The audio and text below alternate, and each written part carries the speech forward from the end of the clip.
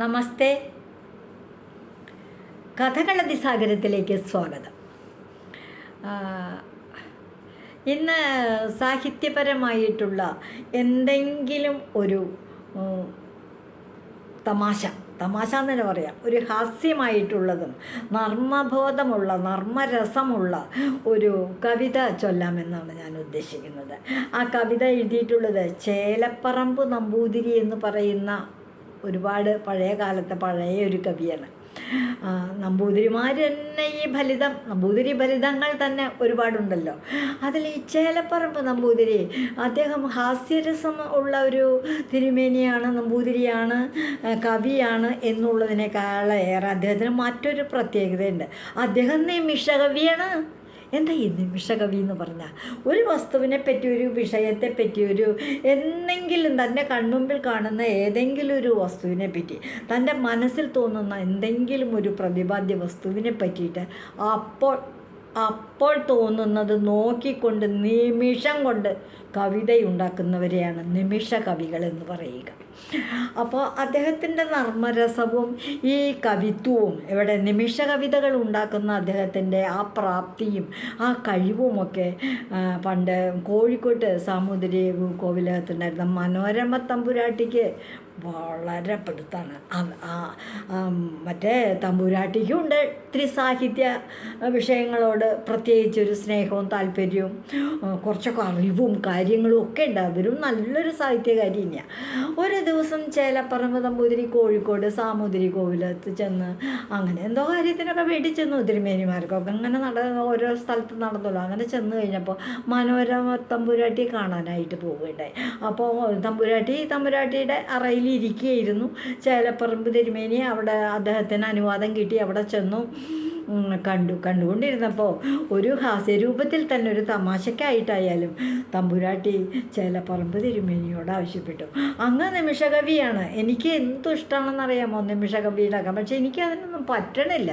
അങ്ങയുടെ നിമിഷ കവിയാണെന്നുള്ള കാര്യം ഞാനൊരു കാര്യം പറയട്ടെ എന്ന് പറഞ്ഞോളൂ, തിരുമനസ് പറഞ്ഞോളൂ, എന്താ വേണ്ടേ പറയുന്നു. അപ്പം കൗമാരപ്രായക്കാരനാണ് കേട്ടോ ഈ ചേലപ്പറമ്പ് തിരുമേനി. തമ്പുരാട്ടിക്ക് കുറച്ച് പ്രായമൊക്കെ ഉണ്ട്. പ്രായം എന്ന് വെച്ചാൽ യുവതി തന്നെ. തമ്പുരാട്ടി തിരുമേനിയോട് പറഞ്ഞു, ഈ മുറിക്കകത്തുള്ള എന്തെല്ലാം വസ്തുക്കളുണ്ട്, ദേ അവിടെ പൂത്താലി, അലമാരം, വസ്ത്രങ്ങൾ, ഇത് പ്രതിമകൾ, ആനക്കൊമ്പിൻ്റെ പ്രതിമ, മാൻകൊമ്പിൻ്റെ പ്രതിമ, നിലത്ത് വിരിച്ചിരിക്കുന്ന പരവതാനി, നല്ല സപ്രമഞ്ചക്കട്ടിൽ, അങ്ങനെ പല കാര്യങ്ങളും ഉണ്ട് അവിടെ മുറിക്കകത്ത്. അപ്പോൾ തമ്പുരാട്ടി പറഞ്ഞു, ഈ മുറിയിൽ കാണുന്ന ഏതെങ്കിലും ഒരു വസ്തുവിനെ പറ്റി അങ്ങ് ഒരു ശ്ലോകം, ഒരു 4 വരി കവിത ഒന്നുണ്ടാക്കി ഇപ്പോൾ ചൊല്ലിക്കേൾപ്പിക്കാമോ എന്നെ? തിരുമേനി പറഞ്ഞു, അതിനെന്താ, എനിക്ക് അവണ പോലെ ഞാൻ ചൊല്ലി കേൾപ്പിക്കാമല്ലോ എന്ന് പറഞ്ഞു. ചേലപ്പറമ്പ് തിരുമേനി ഉണ്ടാക്കിയ കവിതയാണ് കേട്ടോ. ഞാൻ അപ്പോൾ മനോരമ തമ്പുരാട്ടിയെ കണ്ടുകൊണ്ട് ആ മുറിയിൽ വെച്ച് അവരെക്കുറിച്ച് തന്നെ ചേലപ്പറമ്പ് തിരുമേനി എഴുതിയ വളരെ രസകരമായ, ഹാസ്യരസമുള്ള, നർമ്മരസമുള്ള, എന്നാൽ സാഹിത്യഭംഗിയുള്ള, അർത്ഥസമ്പുഷ്ടമായ ആ ഒരു ശ്ലോകം ഒന്ന് കേൾക്കണ്ടേ? കേട്ടോളൂ. എനിക്ക് അത്ര അങ്ങോട്ട് കാണാതെ കണ്ട് പത്രം വരില്ല, അതുകൊണ്ട് ഞാനൊന്ന് എഴുതി വെച്ചിട്ട് വായിക്കുകയാണ് കേട്ടോ. മുറിയിൽ കടന്നു വന്ന് ഇരിക്കുന്ന തിരുമേനിയോട് തമ്പുരാട്ടി പറഞ്ഞതനുസരിച്ച് എഴുതിയിട്ടുള്ള ഒരു കവിത. ചഞ്ചൽ ചില്ലീലതയ്ക്കും പെരിയ മണമെഴും മുടിക്കും തൊഴുന്നേൻ. ആദ്യം തന്നെ തമ്പുരാട്ടിയാണ് പറഞ്ഞിരിക്കുന്നത്. എന്താ പറഞ്ഞിരിക്കുന്നത്? ചഞ്ചൽ ചില്ലീലതയ്ക്കും, പുരികക്കൊടി, ചില്ലീലത, ലത എന്ന് പറഞ്ഞ വള്ളി, അതായത് ഇങ്ങനെ വളഞ്ഞ് ഇതുപോലെ ഇരിക്കുന്ന ലതയ്ക്കും, പെരിയ മണമെഴും പൂമുടിക്കും തൊഴുന്നേ. നല്ല മണം, സുഗന്ധം ഇങ്ങനെ ഒഴുകി ഒഴുകി വരിക. എവിടുന്ന്? തലമുടിയിൽ നിന്ന്. എങ്ങനെയാണ് തലമുടിക്ക് ആ സുഗന്ധം ഉണ്ടായത്? 2 വിധത്തിലും ആക്കാം സുഗന്ധം. കാച്ചിയ എണ്ണ തേച്ച് കുളിക്കുമ്പോൾ ആ കാച്ചെണ്ണയുടെ ഒരു മണം, കഞ്ഞുണ്ണിയും ചമ്പരത്തിയും തിരുതാളിയും അതും ഇതൊക്കെ പല വക വസ്തുക്കളും ഒക്കെ ഇട്ട് കാച്ചിയ എണ്ണ, അതിനൊരു പ്രത്യേക സുഗന്ധമുണ്ട്. ആ തലയിൽ തേച്ച കാച്ചെണ്ണയുടെ മണമാകാം. പിന്നെ മുല്ലപ്പൂ ചൂടിയിട്ടുണ്ട്, അപ്പം അതിൻ്റെയും മണമാകാം. അപ്പം ചഞ്ചൽ ചില്ലീല തയ്ക്കും പെരിയ മണമെഴും പൂമുടിക്കും തൊഴുന്നേൻ.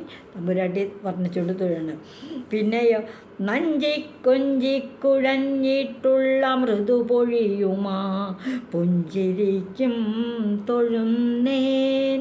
മനോരമ തമ്പുരാട്ടിയുടെ പുഞ്ചിരി, അവരുടെ ആ മനോഹരമായ ചിരി, നഞ്ചി കൊഞ്ചി, കൊച്ചു കുട്ടികൾ കൊഞ്ചുന്നത് പോലെയുള്ള വർത്തമാനാണോ? അതായത് അവരുടെ പുഞ്ചിരി, ചിരി കാണാൻ വളരെ കൊഞ്ചിക്കുഴഞ്ഞിട്ടുള്ള അമൃതു പൊഴിയും ആ പുഞ്ചിരിക്കും. ആ തിരുമുഖത്ത് വിളയാടി വരുന്ന ആ പുഞ്ചിരിക്കും ഞാനൊന്ന് തൊഴുകയാണ് കേട്ടോ. അഞ്ചമ്പൻ ചേർന്ന മനസ്സി ഘനമുലയ്ക്കും മുലയ്ക്കും തൊഴുന്നേൻ. അഞ്ചമ്പൻ കാമദേവൻ, കാമദേവൻ ചേർന്നു യുനാം മനസ്സി, അതായത് കാമദേവൻ്റെ വിളയാട്ടം നടക്കുന്നതായ ഘനമുലയ്ക്കും എന്ന് വെച്ചാൽ ആ പുരുഷന്മാരുടെയൊക്കെ ആ മനസ്സിൻ്റെ ധൈര്യം, ആ അവരുടെ മനസ്സ് നിയന്ത്രിക്കാനുള്ളൊരു കഴിവുണ്ടല്ലോ, അതിനെ ഘനമുലയ്ക്കും. അതൊക്കെ അങ്ങോട്ട് ഒരു ചെറിയ ചഞ്ചലപ്പ് വരും. എന്താ മുലയ്ക്കും തൊഴുന്ന മനോരമ തമ്പുരാട്ടിയുടെ മാറ് കാണുമ്പോൾ യുവാക്കന്മാരുടെയും പുരുഷന്മാരുടെയും തന്നെ പറയാം, യുവാക്കന്മാരുടെയെന്ന് തന്നെ ഒന്നും നോക്കല്ല, ആ പുരുഷന്മാരുടെ മനസ്സ് ചാഞ്ചല്യപ്പെടുന്നതായ ആ മാറിനും മുലയ്ക്കും. അത് അസഭ്യമാക്കെന്ന് പറയാൻ പാടില്ല.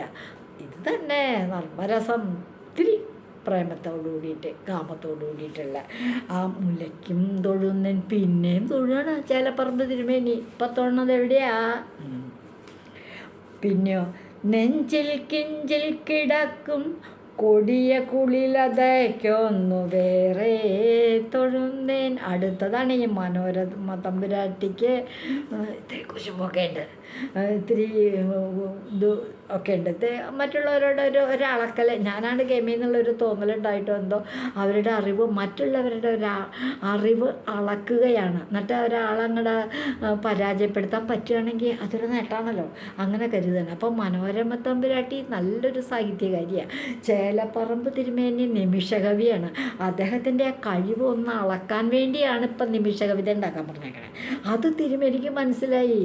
ആ ഉള്ളിലുള്ള ഒരുട്ടം ആ ഒരു കീറുകീറുപ്പ്, അത് അഞ്ചിൽ, അതാണ് പറഞ്ഞത് നെഞ്ചിൽ കിഞ്ചിൽ.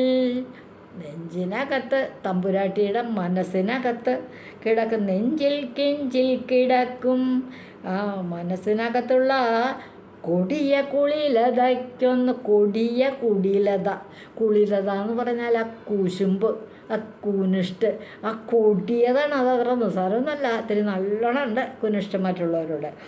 ആ കുടിലതയ്ക്കൊന്ന് വേറെ തൊഴുന്നേൻ. 3 തൊഴിൽ വേറെ കഴിഞ്ഞു, പക്ഷെ ഇതിന് ഞാൻ പ്രത്യേകമായിട്ട് ഒന്നും കൂടി തൊഴുകയാണ് എന്ന് പറഞ്ഞാൽ. അപ്പം എന്തൊക്കെയാണ് തമ്പുരാട്ടിയെ സുഖമായിട്ട് അങ്ങോട്ട് പുകഴ്ത്തി ഒടുവിലായപ്പോൾ ആ കുനിഷ്ടം എനിക്ക് മനസ്സിലായി എന്നൊന്ന് അറിയിച്ചു കൊടുക്കുകയും ചെയ്തു. അതാണ് ചേലപ്പറമ്പ് തിരുമേനിയുടെ ഹാസ്യ ശ്ലോകങ്ങളിലൂടെ ഒരു മാധുര്യം എന്ന് പറയുന്നത്. ഞാൻ ആ ശ്ലോകം ഒന്നുകൂടി ചൊല്ലിക്കോട്ടെ. ചഞ്ചൽ ചില്ലീലതയ്ക്കും പെരിയ മണമെഴും പൂമുടിക്കും തൊഴുന്നേൻ. നഞ്ചി കൊഞ്ചി കുഴഞ്ഞിട്ട മൃദു പൊഴിയുമാ പുഞ്ചിരിക്കും തൊഴുന്നേൻ. അഞ്ചമ്പൻ ചേർന്ന യുനാം മനസ്സി ഘനമുലയ്ക്കും മുലയ്ക്കും തൊഴുന്നേൻ. നെഞ്ചിൽ കിഞ്ചിൽ കിടക്കും കൊടിയ കുടിലതയ്ക്കൊന്നു വേറെ തൊഴുന്നേൻ. ഈ ഹാസ്യ ശ്ലോകം എന്തായാലും നിങ്ങൾക്ക് ഇഷ്ടപ്പെട്ടിട്ടുണ്ടാവും, എനിക്ക് ഉറപ്പുണ്ട്. നിങ്ങൾ പലരും കേട്ടിട്ടുണ്ടാകാം, ഇതിൽ മനോഹരമായ വിധത്തിൽ അർത്ഥം പറഞ്ഞു കേട്ടിട്ട് തന്നെ ഉണ്ടാകാം. ഉണ്ടെങ്കിലും ഇതൊന്ന് കേട്ടോളൂ. എന്തെങ്കിലും ഒരു സാഹിത്യ വിഭവം കൂടി നിങ്ങൾക്ക് വിളമ്പണം എന്നുള്ള എൻ്റെ മോഹം കൊണ്ടാണ് കേട്ടോ ഈ കവിതയൊക്കെ ചൊല്ലണത്, ഈ ശ്ലോകമൊക്കെ ചൊല്ലണത്. നിങ്ങളെ ബുദ്ധിമുട്ടിക്കാനൊന്നുമല്ല. ഒരു 5-10 മിനിറ്റ് ഇതൊന്ന് കേട്ടു വെച്ചിട്ട് എനിക്ക് സന്തോഷമാവുമല്ലോ, അപ്പോൾ അതുകൊണ്ട് കേട്ടൂടെ. എന്നാൽ ഞാൻ ഇന്ന് അവതരിപ്പിക്കുന്നത് ചേലപ്പറമ്പ് തിരുമേനിയുടെ ഈ നർമ്മരസമുള്ള ഹാസ്യരസമുള്ള മനോരമ തമ്പുരാട്ടിയെ വർണ്ണിച്ചുകൊണ്ടുള്ള ഈ ഒരു ഒറ്റ ശ്ലോകമാണ്. ഇതുവഴി വന്നാലും ഇത്തിരി നേരം ഇരുന്നാലും കഥകൾ കേട്ടാലും കളിയായി പറയും കഥയാണേ, കാര്യം പറയും കഥയാണേ. എല്ലാവർക്കും നന്ദി.